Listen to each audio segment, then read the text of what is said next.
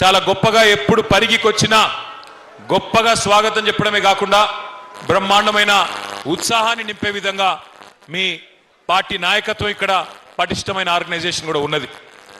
అయితే ఈరోజు ప్రత్యేకమైన ఒక సందర్భం. ఇప్పుడు ఏ ఎన్నికలు లేవు, ఎలక్షన్లు లేవు ఇప్పుడు.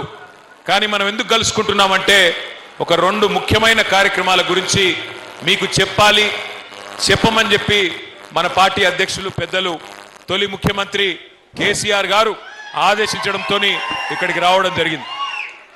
ఒకటి ఈ ఎస్ఐఆర్ అనే కార్యక్రమం, స్పెషల్ ఇంటెన్సివ్ రివిజన్ అనే కార్యక్రమం. దానికి సంబంధించి మీతో ఒక 4 విషయాలు మీతో పంచుకోవాలి. రెండవది మన పార్టీ సభ్యత్వ నమోదు కార్యక్రమం, అది కూడా తొందరలో ప్రారంభం కాబోతా ఉన్నది. దానికి సంబంధించి కూడా మీకు ఒక 2 విషయాలు చెప్పాలి. అయితే ఎస్ఐఆర్ గురించి, సభ్యత్వం గురించి మాట్లాడుకునే ముందు ఒకసారి రాష్ట్రంలో ముఖ్యంగా మీ పరిగిలో నెలకొని ఉన్న రాజకీయ పరిస్థితుల గురించి, రాష్ట్రంలో ఇవాళ రైతులు అవస్థలు పడుతున్న పరిస్థితి కానీ, అట్లాగే పేద ప్రజలు గోసపడుతున్న పరిస్థితి కానీ ఒక్కసారి గుర్తు చేసుకోవాల్సిన అవసరం మన మీద ఉన్నది. మీ అందరికీ 2.5 సంవత్సరాల కిందట ఎన్నికలు జరిగినప్పుడు పెద్దలు కేసీఆర్ గారు పరిగికి వచ్చినప్పుడు చాలా స్పష్టంగా ఎక్కడ కూడా ఎలాంటి తొట్టుపాటు లేకుండా, మాటలు అటు ఇటు కానియకుండా సూటిగా కేసీఆర్ గారు చెప్పినారు, మోసపోకండి, మోసకారి కాంగ్రెస్ను నమ్మకండి, నమ్మితే మోసపోతే గోసపడతారు, నా మాట వినండి, మన ఐక్యత దెబ్బతింటే నష్టపోయేది మనమే అని చెప్పి కేసీఆర్ గారు మరి పరిగిలోని ప్రతి తమ్ముడికి, ప్రతి అన్నకి, ప్రతి అక్కకి, ప్రతి చెల్లెకి అందరికీ కూడా హితబోధ చేసి విజ్ఞప్తి చేసి పోయినారు. మీ అందరు గుర్తు తెచ్చుకోవాలా, కేసీఆర్ గారికి పదవులు కొత్త కాదు. కేసీఆర్ గారు రాజకీయాల్లోకి వచ్చింది 1978-79 ఆ ప్రాంతంలో. అంటే ఇక్కడ ఉన్న వాళ్ళు చాలా మంది పుట్టకముందే కేసీఆర్ గారు దాదాపు 50 ఏళ్ల నుంచి రాజకీయాల్లో ఉన్నారు. 41 ఏళ్ల నుంచి కేసీఆర్ గారు పదవుల్లో ఉన్నారు. 85లో ఎమ్మెల్యే అయిందంటే ఈరోజు 2026 41 సంవత్సరాల నుంచి అన్ని పదవులు కేసీఆర్ గారు చూసినారు. ఎమ్మెల్యేగా పనిచేసినారు, ఎంపీగా పనిచేసినారు, రాష్ట్ర మంత్రిగా, డిప్యూటీ స్పీకర్గా, కేంద్ర కేబినెట్ మంత్రిగా, రాష్ట్ర ముఖ్యమంత్రిగా అన్ని పదవులు కేసీఆర్ గారు చేసినారు. ఆయనకు కొత్తగా ఆయనకు వచ్చే పదవేం లేదు. కానీ ఇవాళ మనం పరిగిలో ఆలోచించుకోవాల్సింది, కేసీఆర్ గారి మాటను విననందుకు, మహేష్ రెడ్డి గారిని ఓడించుకున్నందుకు బాధపడుతున్నది ఎవరు, ఇవాళ ఇబ్బంది పడుతున్నది ఎవరు? కేసీఆర్ గారు స్పష్టంగా చెప్పినారు, మీరు గెలిపించి మళ్ళా పని చేయమంటే పని చేస్తా, లేదా పక్కకు కూర్చోండి అంటే పక్కకు కూర్చుంటా, నాకేమీ బాధ లేదు అని చెప్పిండు. కానీ ఇవాళ తెలంగాణలో ఏం పరిస్థితి ఉన్నదో ఒక్కసారి మీరు ఆలోచన చేయండి. ఆ రోజు కాంగ్రెస్ పార్టీ అధ్యక్షులుగా ఇవాళటి ముఖ్యమంత్రి రేవంత్ రెడ్డి గారు ఎన్ని మాటలు చెప్పిండో మీ అందరికీ యాదికుండే ఉండాల. ముఖ్యంగా పరిగి అంటేనే ఇది రైతు బిడ్డలు ఉండే ఒక వ్యవసాయ ఆధారిత నియోజకవర్గం. మరి అట్లాంటి పరిగిలో రైతు బిడ్డలకు, రైతులకు ఎన్ని మాటలు ఇచ్చినారో ఒక్కసారి మీరు గుర్తు తెచ్చుకోండి.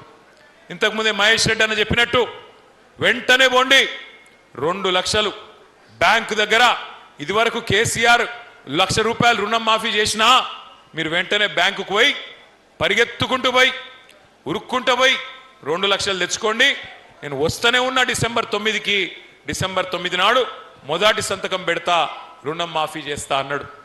అట్లాగే కేసీఆర్ 10,000 ఇస్తే నేను 15,000 ఇస్తా ఎకరానికి అన్నాడు. నవంబర్లో తీసుకుంటే 5,000, డిసెంబర్లో తీసుకుంటే 7,500. పెన్షన్లు ఒకటిగా చెప్పింది, రైతులకు ప్రతి పంటకు బోనస్ ఇస్తా అన్నాడు. కందులకు బోనస్, వడ్లకు బోనస్, పత్తికి బోనస్, 500 రూపాయల చొప్పున ప్రతి పంటకు బోనస్. ఇవన్నీ కూడా మీకు ఇవన్నీ చెప్పిన మాట మీకు యాదికుండాల. ఎవరన్నా మర్చిపోతే వాళ్ళకు చూపెట్టడం కోసమే ఇంత పెద్ద టీవీ పెట్టినాం ఇక్కడ.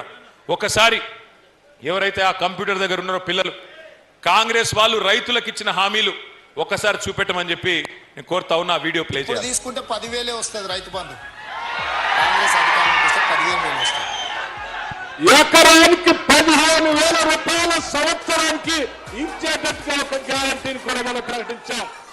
రైతు భరోసా, ఇందులో రైతులకు, కౌలు రైతులకు సంవత్సరానికి ఎకరాకు 15,000 రూపాయలు ఇచ్చే విధంగా, అదేవిధంగా నిరుపేదలైన కూలీలకు సంవత్సరానికి 12,000 రూపాయలు ఇచ్చే విధంగా రైతు భరోసా కార్యక్రమాన్ని 2వ గ్యారంటీ కింద ప్రకటించడం జరిగింది.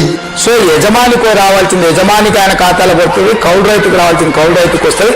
భూమి లేని వాళ్ళు ఉపాధి హామీ కూలికి పోయేట వాళ్ళకు కూడా ఇందులో మేము మద్దతు పెట్టినాము. అంటే ఇప్పుడు అందరికి ఇస్తాం అంటే ఆల్మోస్ట్, అందుకే అదే డబుల్ అవుతుంది. ఓవర్లాప్ కాదు, ఇందులో వస్తే ఇందులో రాదు, ఇందులో వస్తే ఇందులో రాదు. కేసీఆర్ అంటున్నాడు కాంగ్రెస్ వస్తే రైతు బంధు బంద్ అవుతుందని. ఎందుకు బంద్ అవుతుందే? మేమేమన్నా దివానగలమా? మాకేమన్నా ధమాక్ లేదా? ఇప్పుడు తీసుకుంటే 10,000 వస్తుంది రైతు బంధు.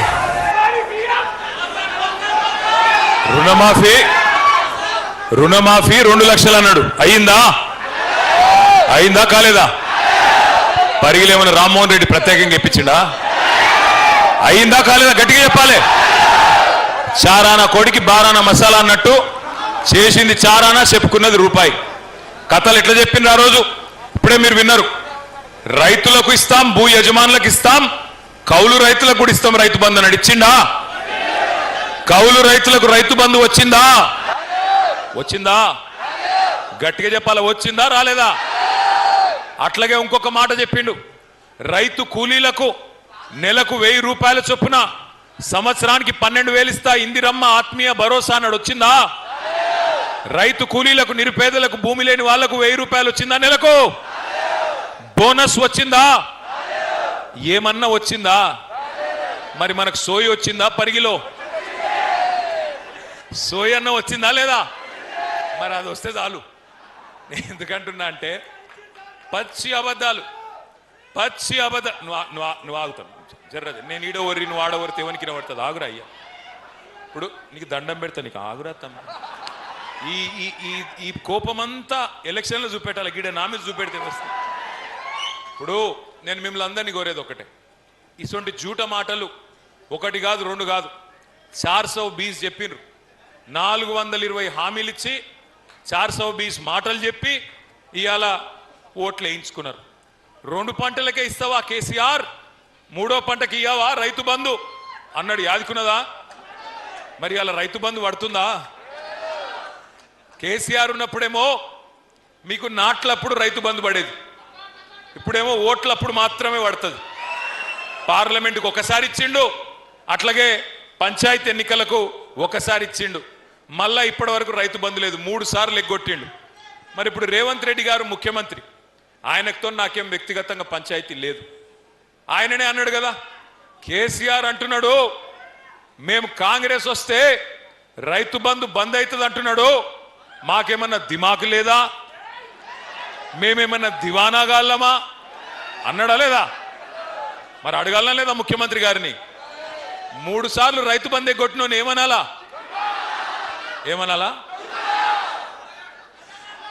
నేనేమంటలేనా? నేనైతే ఏమంటలేను.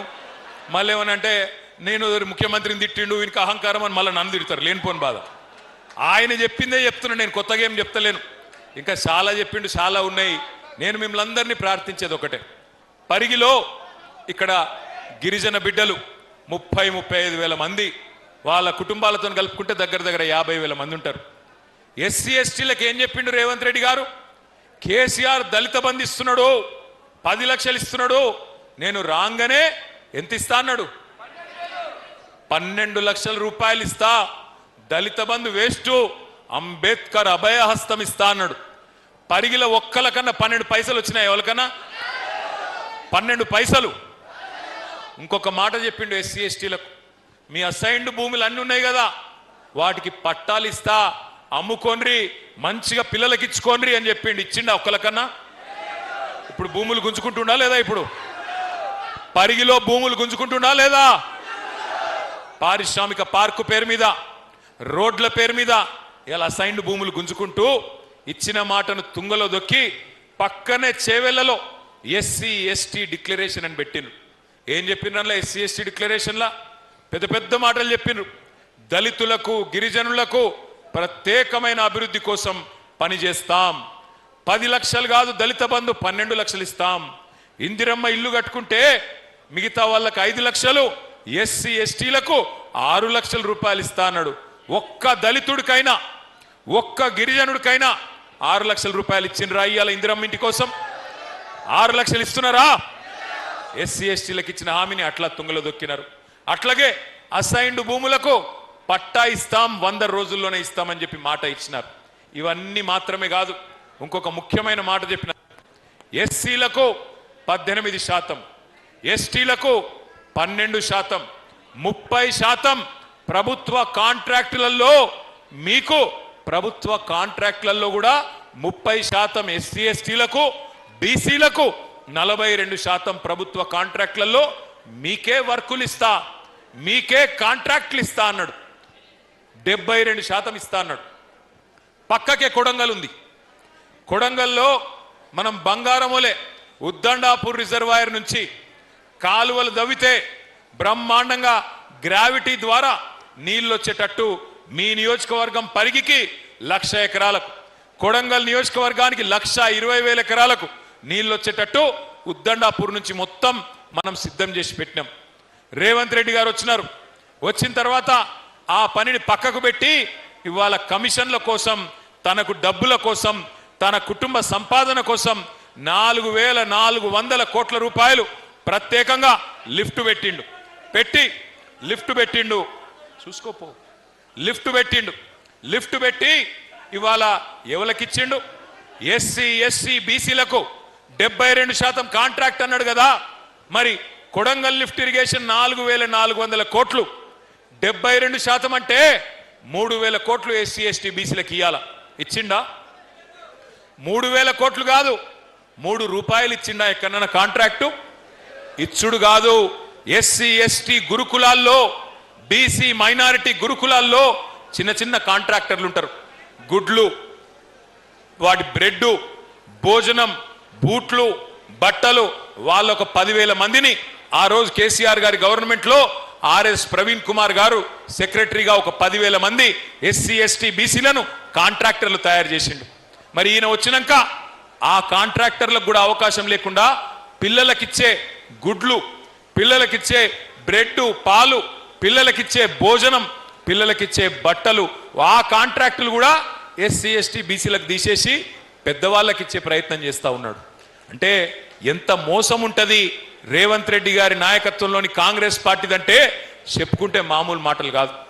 6 గ్యారంటీలు 100 రోజులు, 6 గ్యారంటీలు 100 రోజుల్లోనే అమలు చేస్తా అని పెద్ద పెద్ద డైలాగులు. అది కూడా ఏంటి? పిల్లగాన్లకు స్కూటీలు ఇస్తా, విద్యా భరోసా కార్డు ఇస్తా 5 లక్షలు.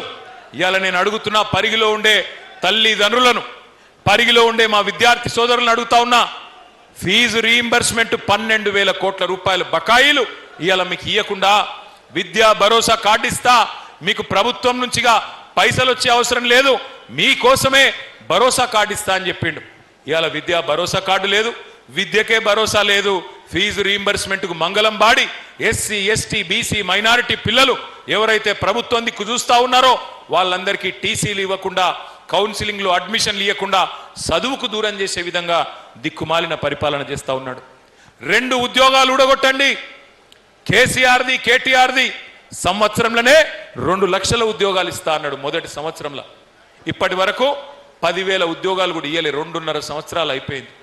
అయ్యా రేవంత్ రెడ్డి గారు, మరి ఏమైనా మరి 100 రోజుల్లోనే ముసలోళ్ళకు పెన్షన్లు అంటివి 4,000, 100 రోజులలోనే మహిళలకు 2,500 అంటివి, 100 రోజులలోనే రైతు భరోసా అంటివి, 100 రోజులలోనే రుణమాఫీ అంటివి, 100 రోజులలోనే స్కూటీలు అంటివి. ఏమాయంటే కొత్తగా మాట్లాడుతున్నాడు రేవంత్ రెడ్డి గారు. ఏమంటున్నాడు ఈ మధ్యన? ఎంత కండలు తిరిగిన పహల్వానైనా 3 నెలలనే పిల్లలు పుట్టిస్తాడా? మనకు తెలియదా? మనకు పిల్లలు లేరా?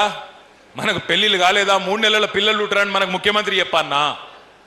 నేను అడుగుతున్నా ఇవాళ పరిగి వేదికగా, ముఖ్యమంత్రి గారు, 3 నెలల్లో పిల్లలు పుట్టారని మాకు కూడా తెలుసు, ప్రజలకు కూడా తెలుసు. కానీ 3 నెలలు అని చెప్పి మోసం చేసి 30 నెలల్లో కూడా పిల్లలు పుట్టకపోతే మరి నిన్నేం పిలవాలే? ఏమనాలి నిన్ను? 3 నెలలు అన్ని అమలు చేస్తా అంటివి, 30 నెలలు అయిపోయాయి. ఏమి చేయకపోతివి, ఉన్నవి ఊడగొడితివి. బతుకమ్మ చీరలు బంద్ అయినాయా? బతుకమ్మ చీరలు బంద్ అయినాయా? ఉన్నాయా? రంజాన్ తోఫా బంద్ అయిందా లేదా? క్రిస్మస్ కానుక బంద్ అయిందా లేదా? కేసీఆర్ కిట్ బంద్ అయిందా లేదా? మీ రియల్ ఎస్టేట్ డౌన్ అయిందా లేదా? మరిగా ఉన్నాయే ఊడగొట్టే, కొత్త తెచ్చిందేమి లేదు. ఉన్నాయే ఊడగొడితివి, ఉన్న భూములే గుంజుకోబడితివి, కలలుగా చెప్తివి, కథలు చెప్తివి, కానీ చేసిందేమీ లేదు. ఏమైనా గట్టిగా అడిగిన వరకు ఇప్పుడు మా మహేష్ రెడ్డి అన్న పాపం మొన్న ఇక్కడ అందరి బీద వాళ్ళ భూములు పోతున్నాయి, పారిశ్రామిక పార్కు పేరు మీద 5 ఊర్లల్లా గుంజుకుంటున్నారు. దోమ మండలంలో ఇడిదిక్కు పరిగి మండలం కదా ఇంకోటి, పరిగి మండలంలో మరి భూములు గుంజుకుంటున్నారు అని చెప్పి వాళ్ళ దాడికి పోతుంటే ఈయనను అరెస్ట్ చేస్తారు, జైల్లో పెడతామంటారు, కేసులు పెడతామంటారు. గట్టిగా మాట్లాడితే బూతులు తిడతారు. ఏం బూతులు? రైతు బంధు ఎప్పుడేస్తావయ్యా రేవంత్ రెడ్డి గారు అంటే నీ లాగుల తొండలు ఇడిచి పెడతా. అయ్యా 2500 ఎప్పుడు ఇస్తావు మా ఆడబిడ్డలకు అంటే నీ గుడ్లు వీకి గోటీలాడతా. ఎప్పుడు ఇస్తావు నాయన 4000 పెన్షన్ అంటే నీ పేగులు తీసి మెడలేసుకుంటా. ఇక కొత్త డైలాగ్ నేర్చుకున్నాడు రేవంత్ రెడ్డి గారు. 1 కోటి మంది మహిళల్ని, 1 కోటి మందిని అట, ఒకరిద్దరు కాదు, 1 కోటి మందిని ఏం చేస్తాడట? ఏం చేస్తాడు? కోటీశ్వరులు చేసుడు కాదు, వాళ్ళ మెడల పుస్తల తాడు ఎత్తుకపోకపోతే ఆయనే మంచోడు. నేను రేవంత్ రెడ్డి గారికి ఇవాళ పరిగి వేదికగా విజ్ఞప్తి చేస్తా ఉన్నా, సవాల్ చేస్తా ఉన్నా. రేవంత్ రెడ్డి గారు, రేవంత్ రెడ్డి గారు 1 కోటి మంది మహిళలకు కోటీశ్వరులు అన్నావు కదా, నేను మిమ్మల్ని అడుగుతా ఉన్నా, నిజంగా నీ మాటల్లో 1% చిత్తశుద్ధి ఉన్నా ఒక పని చేయి. కోటీశ్వరులు చేసుడు దేవుడు ఎరుగు, లక్షాధికారులు చేయవాలని ముందైతే. ఇప్పుడు ఒక్కొక్క మహిళకు చెప్పినావు కదా నెలకు 2500. ఏడిపోతుర్రా మీరంతా? ఏడిపోతురు మీరు? ఆగురే, ఎందుకు ఆగమెందుక? ఏడిపోతురు భయ్ మీరు? కూర్చోరాదా? ఏడిపోతురు, కొద్దిసేపు కూర్చోండి, ఆగమెందుకు చేస్తున్నావు? మీరు డిస్టర్బ్ అయ్యి అందరినీ డిస్టర్బ్ చేసి ఏం చెప్తురా మీరు? కూర్చొని ఓకే ఓకే ఓకే. మీరు 1 కోటి మందిని కోటీశ్వరులు చేసుడు కాదు, లక్షాధికారులు చేయమని నేను అడుగుతున్నా. ఎట్లా? నువ్వు నెలకు 2500 ఇస్తాను, నెలకు 2500 ఇస్తాను, 12 నెలలకు 30,000, నెలకు 2500 అంటే 5 ఏళ్లకు 1,50,000 రూపాయలు. అంతేనా? లెక్కలు కరెక్ట్గానే చెప్పినా లేదా?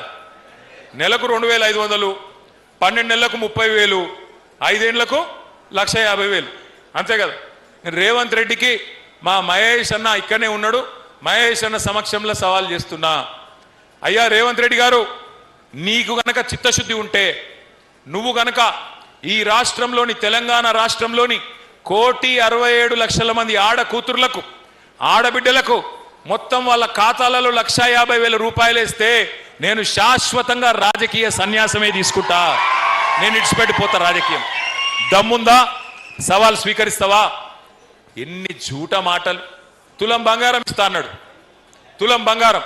కేసీఆర్ 1,00,000 ఇస్తుండు, 1,00,000 మీదికెళ్ళి తులం బంగారం ఇస్తా అన్నాడు. ఇచ్చిండా? నేను చెప్తే కదా మెడల పుస్తలతాడు భద్రంగా ఉంచుకోరు, అంతే. ఆయన ఇచ్చేటోడు కాదు, ఎత్తుకపోయేటోడు. తులం బంగారం కాదు, తులం ఇనుము కూడా ఇయ్యాడు, తులం ఇనుము కూడా ఇయ్యాడు ఆయన. అందుకే మిమ్మల్ని నేను ప్రార్థించేది, ఒక్కసారి మోసపోతే మన తప్పు, మోసం చేసిన తప్పు అవుతుంది. రెండోసారి కూడా మోసపోతే ఈసారి మన తప్పు అవుతుంది. పరిగిలో నేను మళ్ళీ దండం పెట్టి చెప్తా ఉన్నా, ఎన్నిక ఎప్పుడు వచ్చినా ఎగరాల్సింది ఈ గులాబీ జెండానే, లేకపోతే న్యాయం జరగదు, మళ్ళీ తిరిగి అవకాశం రాదు. అందుకే దయచేసి మీకు ప్రార్థించేది, చిన్న చిన్న పంచాయతీలు ఉంటాయి ఊళ్ళల్లో, కానీ అవన్నీ పక్కకు పెట్టాలి. ఒక్కసారి కేసీఆర్ గారు తిరిగి ముఖ్యమంత్రి కావాలి అని మనం తీర్మానించుకున్న తర్వాత, కేసీఆర్ గారు తిరిగి తప్పకుండా ప్రజల ఆశీర్వాదంతో రావాలే, ఈ రాబందు పోవాలే, రైతు బంధు కేసీఆర్ రావాలే అనుకుంటే గట్టిగా కొట్టాడాల్సిన బాధ్యత మన మీదనే ఉన్నది. కానీ కేసీఆర్ గారు ముఖ్యమంత్రి కావాలి, గులాబీ జెండా ఎగరాలే, పరిగిలో మళ్ళా మహేష్ అన్న గెలవాలి అంటే ఉత్తగా మాటలతోని కాదు, ఉత్త మాటలు చెప్పి డైలాగులు కొట్టి సప్పట్లు కొట్టి అటుకెళ్ళి ఇటుకెళ్ళి అటు గుంజితే కాదు. ఎట్లయితుంది మరి? అది చెప్పేందుకే మీకు వచ్చిన నేను. ఓట్లు వేయాలి, ఓట్ల గురించే చెప్తున్నా. ఓట్లు అప్పుడు చేయాలి. కానీ ఇప్పుడు మనకు ఒక ముఖ్యమైన పని ఉన్నది. ఆ ముఖ్యమైన పని ఏంటంటే ఈ ఎస్ఐఆర్ అనే కార్యక్రమం. ఈ ఎస్ఐఆర్ అంటే ఏంటిది? ఎస్ఐఆర్ అంటే స్పెషల్ ఇంటెన్సివ్. జర మీరు కూర్చోనట కూర్చోరు, తమ అడ్డం ఉన్నారంట, కూర్చోండి రాబోయ్, కూర్చోండి ప్లీజ్. అడ్డమున్నోళ్ళు వేదిక మీద అడ్డమున్నోళ్ళు కూర్చోండి ప్లీజ్. ఎస్ఐఆర్ అంటే స్పెషల్ ఇంటెన్సివ్ రివిజన్, అంటే ప్రత్యేకంగా ఓటర్ లిస్టును వడబోసే కార్యక్రమం, జల్లెడబట్టే కార్యక్రమం. అంటే ఏం చేస్తారు ఇంట్లో?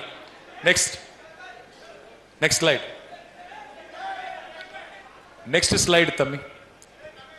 ఓటర్ లిస్టును ఇంతకుముందు మహేష్ అన్న చెప్పినట్టు ఎస్ఐఆర్ అనేది పోయినసారి చివరిసారి 2002లో జరిగింది. ఆ ఓట్ల లిస్టు ఇప్పుడు లేటెస్ట్ ఓట్ల లిస్టు పక్కన పెట్టుకుంటారు. పెట్టుకొని ఏం చేస్తారు? మ్యాపింగ్ చేస్తారు. మ్యాపింగ్ అంటే ఏంది? ఉదాహరణకు ఇప్పుడు మహేష్ అన్నకు, అనిల్ అన్నకు మరి 2002లో పిల్లలు ఉన్నారు, కానీ వాళ్ళకు ఓటు హక్కు లేదు. ఇప్పుడు 2026లో ఉన్నాం. ఇప్పుడు ఓటు హక్కు వచ్చింది అనుకో మహేష్ అన్న పిల్లలకు. ఇప్పుడు ఏం చేయాలి? ఆ రోజు 2002లో మహేష్ అన్న పేరు, ఆయన భార్య పేరు ఓటర్ లిస్టులో ఉండే, కానీ ఇప్పుడు పిల్లల పేర్లు 2025లో ఓటర్ లిస్టులో ఉన్నాయి. ఈ పిల్లల పేర్లు కొప్పుల మహేష్ రెడ్డి గారికి లింక్ చేయాలి, ఆయన ఫ్యామిలీకి లింక్ చేయాలి, మ్యాపింగ్ చేయాలి. ఆ ప్రక్రియ నిన్ననే ప్రారంభమైంది. మరి దానికోసం మనం ఏం చేయాలో నేను చెప్తాను. నెక్స్ట్, ఇప్పుడు మొత్తం తెలంగాణ రాష్ట్రంలో 3,39,00,000 ఓట్లు ఉన్నాయి. 36,000 పోలింగ్ బూతులు 36,000 పోలింగ్ బూతులు ఉన్నాయి దాదాపుగా. నిన్నటి నుంచే ఎస్ఐఆర్ కార్యక్రమం ప్రారంభమైంది. ఇది చాలా చాలా ఇంపార్టెంట్ ఎస్ఐఆర్. ఎందుకంటే మీకు తెలుసు, మొన్ననే పశ్చిమ బెంగాల్లో మమతా బెనర్జీ గారు ఓడిపోయినారు. అక్కడ 95 లక్షల ఓట్లు తీసేసింది. మమతా బెనర్జీ గారు 42 లక్షల ఓట్లతో ఓడిపోయింది. ఒక 27 లక్షల మంది ఓటర్లు ఇవాళ సుప్రీంకోర్టులో, హైకోర్టులో కొట్లాడుతున్నారు. మాకు ఓటు హక్కు ఉంది, కానీ మా అన్యాయంగా తీసేసినారు అని 27 లక్షల మంది ఇలా కోర్టులలో, న్యాయస్థానాలలో కొట్లాడుతూ ఉన్నారు. అందుకే మనం అప్రమత్తంగా లేకపోతే ఇక్కడ ఆ రాష్ట్రంలో మనం అధికారంలో లేము, కేంద్రంలో మనం అధికారంలో లేము. కాబట్టి మరి ఈ రెండు పార్టీలు కూడా ఏమన్నా కింద మీద చేస్తాయా, మన ఓట్లను ఏమన్నా గల్లంతు చేస్తాయా? తమిళనాడులో, బీహార్లో, అట్లాగే పైన పశ్చిమ బెంగాల్లో చేసినట్టు తెలంగాణలో కూడా ఏమన్నా ఓట్లను ఆగమాగం చేస్తారా అనేది ఒక అనుమానం ప్రజల్లో ఉంది. అందుకే ఇప్పుడు జాగ్రత్తగా ఉండవలసిన అవసరం మన మీద ఉన్నది. మరి ఈ ఎస్ఐఆర్ ఎప్పటి నుంచి ఎప్పటిదాకా జరుగుతుందంటే నిన్నటి నుంచి స్టార్ట్ అయింది.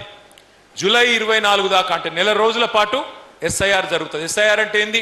ఇంటింటికి ఆఫీసర్లు వస్తారు, బూత్ లెవెల్ ఆఫీసర్. ఒక బూత్లో 1000 ఓట్లు ఉంటాయి. ఆ బూత్ లెవెల్ ఆఫీసర్ అంటే మీ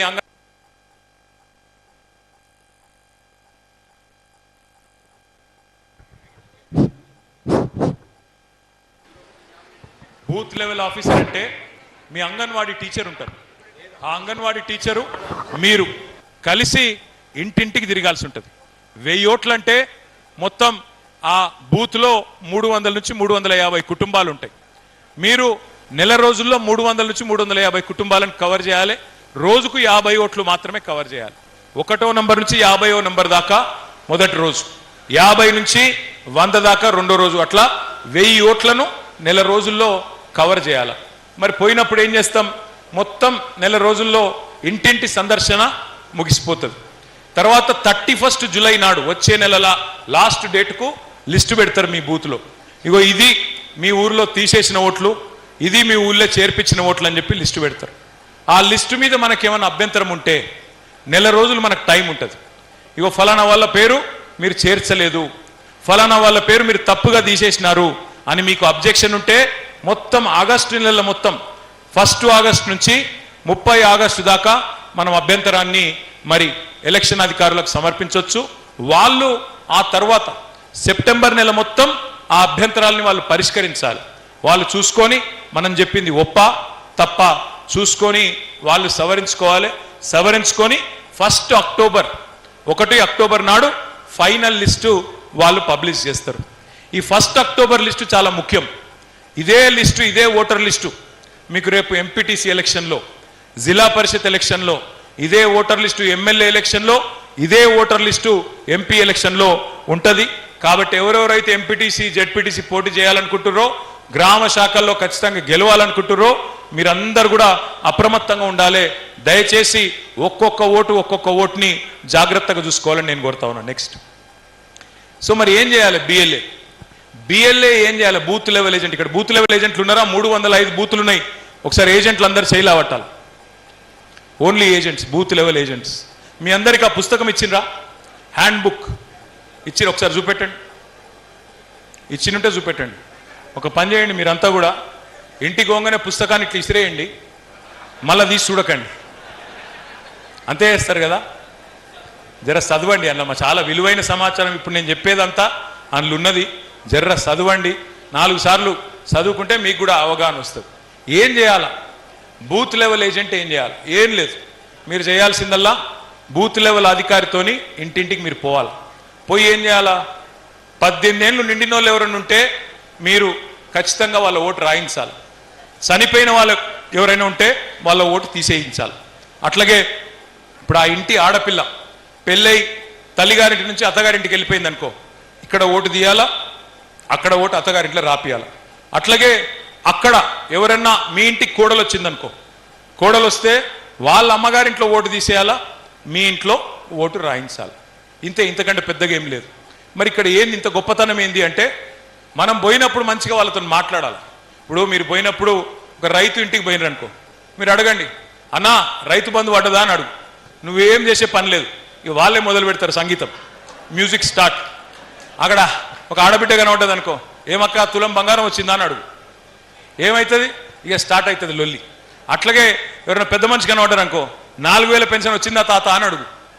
అట్లే ఒక చిన్న పిల్లగాడు, ఒక కాలేజ్ పిల్లగాడు కనబడ్డాడు అనుకో, తమ్మి ఫీజు రీంబర్స్మెంట్ వచ్చిందా అని అడుగు. కొద్దిగా చదువుకున్న పిల్లగాడు ఉద్యోగం కోసం చూస్తున్నాడు ఉంటే, ఏమైతమ్మి మరి 2 లక్షల ఉద్యోగాలు అన్నాడు రేవంత్ రెడ్డి, వచ్చిందా అని అడుగురు.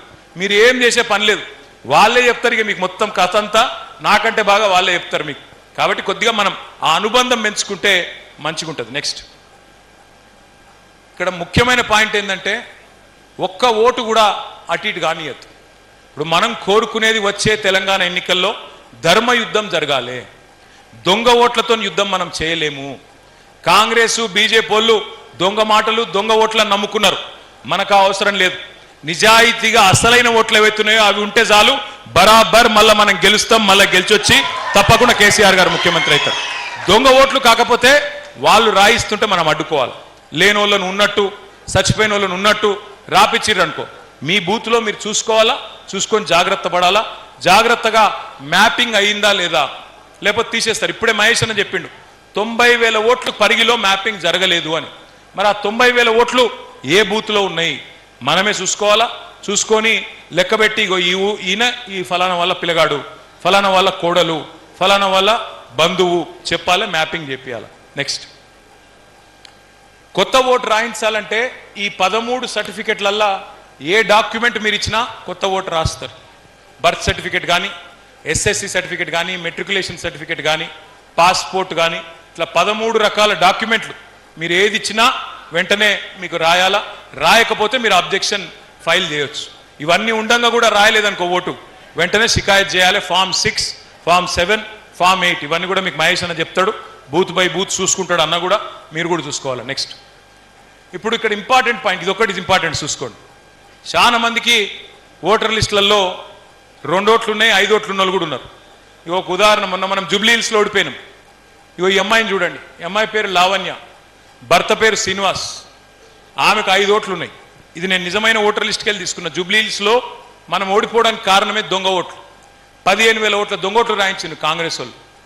అందులోనే ఈ అమ్మాయికి 2 ఓట్లు జూబ్లీ హిల్స్లు ఉన్నాయి, ఒకటి మషీరాబాద్లో, ఒకటి అంబర్పేటలో, ఒకటి ఖైరతాబాద్.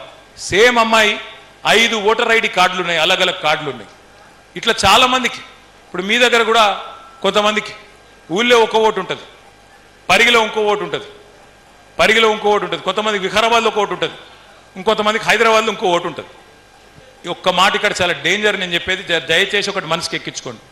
2 ఓట్లు ఉండడం ఎస్ఐఆర్ అయిపోయిన తర్వాత 2 ఓట్లు కలిగి ఉండడం చట్టరీత్యా సంవత్సరం జైలు శిక్ష పడే నేరం. జైలు శిక్ష ఉత్తది కాదు, 1 సంవత్సరం జైలు శిక్ష పడుతుంది మనం ఎస్టాబ్లిష్ చేయగలుగుతాం దొంగ ఓటు అని.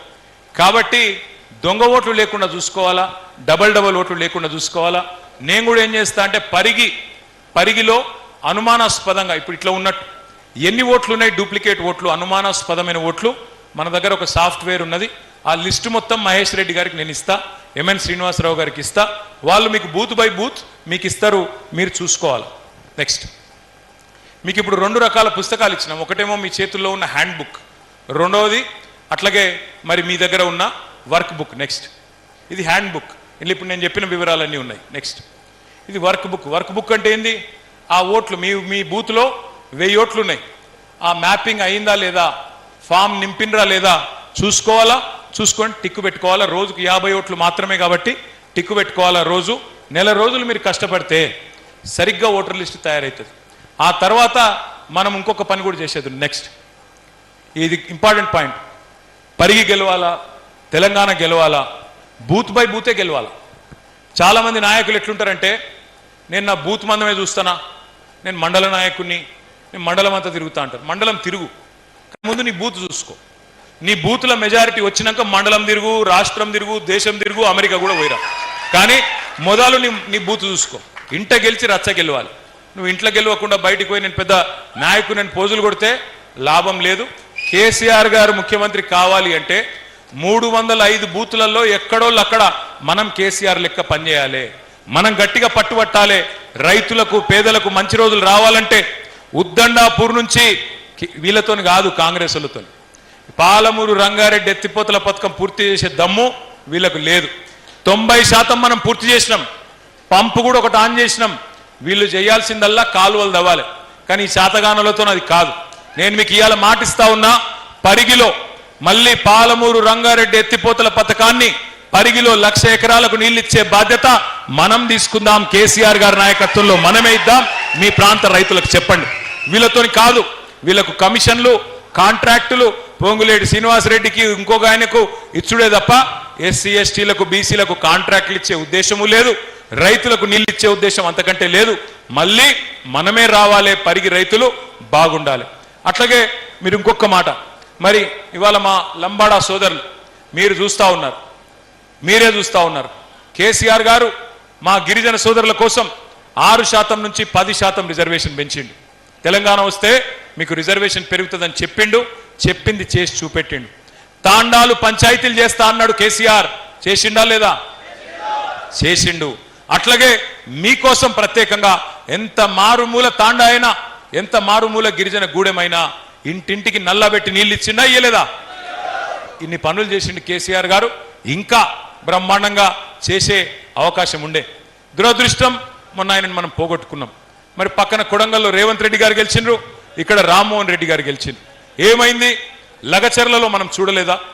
లగచర్లలో అక్కడి గిరిజన ఆడబిడ్డల్ని అవమానించి వాళ్ళ ఇంటికి పోయి ఇంటి మీద దాడి చేసి ముట్టకూడని చోట ముట్టి ఇవాళ ప్రభుత్వం అన్నట్టుగా కాకుండా ఒక దుశ్శాసన పర్వానికి ఇష్టం వచ్చినట్టుగా వాళ్ళ మీద దాడి చేసి దౌర్జన్యం చేసి వాళ్ళు చేసిన పాపమేంది? మేము భూములు ఇవ్వమన్నారు, మా భూములు మాకే ఉండాలి, భూములు ఇవ్వమన్నారు. 37 మందిని తీసుకుపోయి జైల్లో పెట్టిండ్రు. రైతులను పిచ్చ కొట్టుడు కొట్టిండ్రు. కొట్టడం, జైల్లో పెట్టడమే కాదు, చివరికి ఆడబిడ్డలను కూడా చూడకుండా హింసించినారు. అందుకే నేను అంటా ఉన్నా, గిరిజనులనేమో కంటికి రెప్పలాగా కాపాడుకున్నది కేసీఆర్, మా లంబాడా సోదరులను కంటికి రెప్పలాగా కాపాడుకున్నాడు కేసీఆర్. కానీ వీళ్ళు వచ్చిన తర్వాత కొడంగల్లో భూములు గుంజుకున్నారు, జైలు పెట్టినరు. ఆఖరికి ఒక హీరియా నాయక్ అనే సోదరుడికి గుండెపోటు వస్తే, జైల్లో గుండె నొప్పి వస్తే ఆయనకు బేడీ లేచి సంగారెడ్డి జైలు నుంచి దవాఖానా తీసుకుపోయి దవాఖానా మీద కూడా ఆ మంచానికి ఒక గొర్రెను కట్టేసినట్టు, ఒక బర్రెను కట్టేసినట్టు ఇవాళ ఆ మంచానికి కట్టేసిపోయిన పరిస్థితి మీరు చూస్తూ ఉన్నారు. అందుకే ఆలోచించండి, ఎవలది రైతు బంధు ప్రభుత్వం, ఎవలది రాబంధు ప్రభుత్వం. ఈ కొడంగల్లో లగచర్లలో జరిగిన దుర్మార్గమే ఇలా మీ పరిగిలో కూడా జరగబోతా ఉన్నది. ఇక్కడ ఎస్సీ ఎస్టీ రైతుల భూములను ఇష్టానుసారంగా గుంజుకుంటా ఉన్నారు. నేను ఒక్కటే అడుగుతా ఉన్నా సూటిగా ప్రశ్న, రాకంచర్లలో భూములు ఉన్నాయి, పరిశ్రమలు పెట్టాలనుకుంటే ఇంకా సగం భూములు ఖాళీగానే ఉన్నాయి, అక్కడ పెట్టండి పరిశ్రమల ముందు.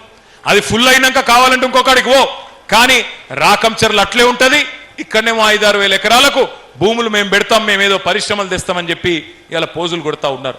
మీరు చెప్పిన మాట ప్రకారం ఎస్సీ ఎస్టీలకు పట్టాలు ఇవ్వండి. మీరు చెప్పిన మాట ప్రకారం పట్టాలు ఇచ్చిన తర్వాత భూసేకరణ చట్టం ప్రకారం వాళ్ళకు అవసరమైతే న్యాయమైన పరిహారం ఇచ్చి అప్పుడు ఆలోచన చేయండి తప్ప అసైన్డ్ భూములు కదా ఎటుబడితట్టు గుంజుకుంటాం అంటే చూస్తూ ఊరుకోం. అవసరమైతే న్యాయ పోరాటం చేస్తాం.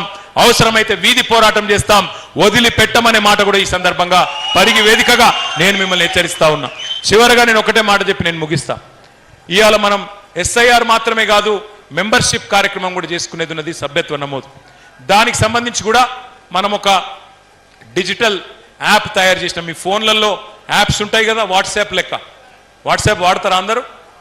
ఆ వాట్సాప్ లెక్కనే మనం కూడా ఒకటి తయారు చేసినాం. ఇందులో ఏం లేదు, ఇదివరకేమో మనం పుస్తకాలు ఇచ్చేది ఏది మెంబర్షిప్కి.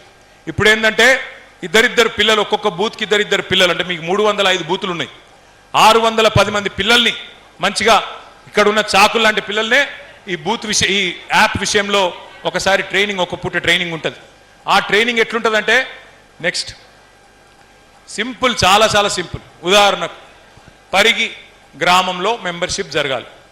కొప్పుల మహేశ్వర్ రెడ్డి గారి ఇంటికి మీరు పోయినారు. ఆడ పోయినాక మహేష్ అన్నని అడిగిన మీరు, మహేశ్వర్ రెడ్డి గారు మీరు చేరుతారా టీఆర్ఎస్ పార్టీలో అని అడుగుతారు. ఆయన చేరుతా అంటాడు. చేరుతా అంటే మీరు యాప్లో మహేశ్వర్ రెడ్డి అని పేరు టైప్ చేయాలి. టైప్ చేయగానే పరిగిలో ఉండే మహేశ్వర్ రెడ్డి పేర్లన్నీ వస్తాయి. అందులో కొప్పుల మహేశ్వర్ రెడ్డి ఎక్కడున్నాడో దేవులాడాలి, అది ఒత్తాలి. ఒత్తితే మొత్తం మహేశ్వర్ రెడ్డి గారు, ఆయన ఇంటి అడ్రస్సు, తండ్రి పేరు, మొత్తం వివరాలు యాప్లోకి వచ్చేస్తాయి. అప్పుడు ఏం చేయాలా? ఆయన ఫోన్ నెంబర్ ఎంటర్ చేయాలి. ఫోన్ నెంబర్ కొట్టంగానే మహేష్ అన్నకు ఓటీపీ అవుతుంది. ఓటీపీ అంటే ఏంది? అంతేనా? తెలుసా లేదని చెకింగ్ చేస్తున్నా. One time password. One time password ఎందుకు? ఫోన్ నెంబర్ కరెక్ట్గా ఇచ్చిండా మహేష్ అన్న, మననేమన్నా అట్లిట్లా తిప్పుతుండా అని చెకింగ్ చేసుకుంటాను. ఆ నెంబర్ కొట్టంగానే, ఆ ఓటీపీ కొట్టంగానే మొత్తం ఫోన్ నెంబర్ కూడా పోతుంది. ఆ తర్వాత మహేష్ అన్న ఫోటో కొట్టాలి అదే యాప్లో. ఫోటో కొట్టి ఫోటో ఎక్కియాలి. ఫోటో ఎందుకో నేను చెప్తా. గంతే. ఆ ఫోటో కొట్టిన తర్వాత ఒక డేంజర్ది ఒకటి పెట్టినాం మీకు. మనలోకి ఒక అలవాటు ఉన్నది. ఏమిటిది? ఇళ్ళలో కూర్చుంటారు, పుస్తకాలు ఇస్తే కూర్చొని, అరే ఆ వెంకటేష్ మనోడేనా? మనోడే, రాయ్ పేరు రాయ్. అగో సురేందర్ రెడ్డి మనోడేనా? మనోడే, పేరు రాయ్. నరేందర్ మనోడేనా? మనోడే, పేరు రాయ్. ఆ స్వామి ఉన్నాడుగా, స్వామి మనోడేనా? మనోడే, పేరు రాయ్. ఇండ్లు తిరగరు, ఒక దగ్గరనే కూర్చొని అన్ని పేర్లు రాసి, మరి నువ్వు ఏం మెంబరు ఏంది అన్నీ అనుకొని ఆ ఊళ్ళో ఉండే నాయకుడు పోయి కొన్ని పైసలు కట్టి అయిపోయింది మెంబర్షిప్ అంటాం. ఈసారి అట్లా కాదు. అందులో ఒక బటన్ పెట్టినాం యాప్లో, జీపీఎస్ బటన్. జీపీఎస్ అంటే నువ్వు హైదరాబాద్లో కూర్చొని పరిగిలు ఉన్న నా కథలు చెప్తున్నావా అది కూడా తెలిసిపోతుంది. హైదరాబాద్లో ఉండి నువ్వు నాకు చెప్తున్నావు అనుకో, అక్కడ జీపీఎస్ ఒత్తితే నువ్వు ఎక్కడున్నావో తెలుస్తుంది కరెక్ట్గా. ఊళ్ళు ఉన్నావా, పరిగి పట్టణంలో ఉన్నావా, హైదరాబాద్లో ఉన్నావా, అమెరికాలో ఉన్నావా, దొరికిపోతాం. కాబట్టి ఇల్లు తిరిగి ఫోటోలు తీసుకోవాలా, మెంబర్షిప్ చేయాలా. సాధారణ సభ్యత్వం అయితే 10 రూపాయలు, క్రియాశీల సభ్యత్వం అయితే 50 రూపాయలు. క్యాష్ అన్న కట్టొచ్చు, లేదా గూగుల్ పే ఉన్నది, లేదా బ్యాంక్ అకౌంట్ లింక్ ఉన్నది, అన్నీ ఉన్నాయి. అది కూడా యాప్లోనే ఉంటుంది. అది కూడా 610 మంది పిల్లలకు ప్రత్యేకంగా ఇంకొక రోజు వికారాబాద్ పట్టణంలో మన పార్టీ ఆఫీస్లో ట్రైనింగ్ ఇచ్చుకుందాం. Next slide. ఎందుకు ఫోటో అంటే ఒక గిందుకు వెంటనే మీ అందరికి ఒక కార్డు వస్తుంది. ఆ కార్డు మొదలు డిజిటల్ వస్తుంది. ఆ తర్వాత మహేష్ అన్న మీకు ఒక్కొక్కరికి మంచి బందోబస్తుగా కార్డు ఇస్తాడు. మరి కార్డు ఎందుకు? Membership card.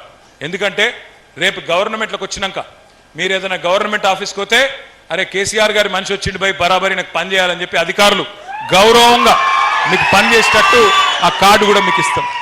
ఇక మీకు నేను ఒక్క మాట మాత్రం ఒప్పుకోవాలి, పోయిన 10 ఏళ్ళు గవర్నమెంట్లో ఉన్నప్పుడు మరి మొత్తం ప్రభుత్వాన్ని నడుపుడు మీదే ఫోకస్ పెట్టినాం.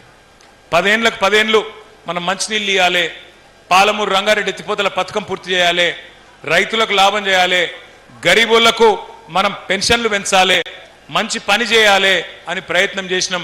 పల్లెల్లో పల్లె ప్రగతి అన్నం, పట్టణాల్లో పట్టణ ప్రగతి అన్నం, రకరకాల కార్యక్రమాలు, డంప్ యార్డ్లు, పల్లెల్లో వైకుంఠ ధామాలు, పల్లెల్లో ట్యాంకర్లు, నీళ్లు, ఇంటింటికి నల్లాలు, గీ పని చేసినాం. కానీ పార్టీని పెద్దగా నిజంగా చెప్పాలంటే నిర్మాణం మీద శ్రద్ధ పెట్టలే. అట్లాగే అన్ని ఆన్లైన్ చేసినాం. కార్డు ఇస్తే online, Kalyana Lakshmi online, Rythu Bandhu online, pension online. మరి కార్యకర్తలకు ఖదర్ లేకుండా పోయిందన్న ఫీలింగ్ ఉన్నది.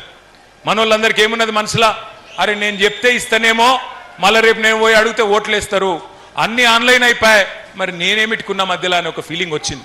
ఈసారి నేను మీ అందరికీ మాటిస్తున్నా, మళ్ళా బరాబర్ 2028లో కొడుతున్నాం, తప్పకుండా వస్తున్నాం. వచ్చినాక ఈసారి మాత్రం ఆ పొరపాటు జరగకుండా చూసుకునే బాధ్యత నాది. మీ గౌరవాన్ని, మీకు సంబంధించిన పదవులను, మీకు సంబంధించిన ఇతరత్ర కార్యక్రమాలను తప్పకుండా మరి చేసే బాధ్యత నేను తీసుకుంటా. చివరగా ఒక మాట చెప్తా ఉన్నా. ఇప్పుడే ఒక తమ్ముడు వచ్చిండు, నేను అక్కడ కూర్చుంటే వచ్చి అన్న పోలీసు వాళ్ళు సతాయిస్తుర్రన్నా అన్నాడు. నేను ఇక్కడ ఉన్న అధికారులు, ఇక్కడ కూడా ఇంటెలిజెన్స్ వాళ్ళు ఉంటారు, వాళ్ళకు చెప్తున్నా, పత్రికల ద్వారా అధికారులకు కూడా చెప్తా ఉన్నా, అయ్యా రేవంత్ రెడ్డి గారు ఆరిపోయే దీపం, ఆయన ఎక్కువ రోజులు ఉండడు, ఆ తర్వాత మిమ్మల్ని కాపాడేటోడు ఎవడు ఉండడు. ఇవాళ మా కార్యకర్తలను సతాయిస్తున్న అధికారులు ఎవరైతే ఉన్నారో నేను ఫలానా వాళ్ళని పేరు చెప్పా, వాళ్ళకి తెలుసు. అతి చేయకండి, డ్యూటీ చేయండి, అతి చేయకండి. మీరు ఎంత పెద్ద అధికారులైనా, మీరు రిటైర్ అయినా, మీరు ఎక్స్ట్రాలు చేసి మా వాళ్ళని ఇబ్బంది పెడితే మాత్రం మా గవర్నమెంట్ వచ్చినాక ఒక్కొక్కరిని దేవులాడి మిత్తితో సహా ఇచ్చే బాధ్యత నేను తీసుకుంటా అని చెప్పి కూడా మీకు మళ్ళొకసారి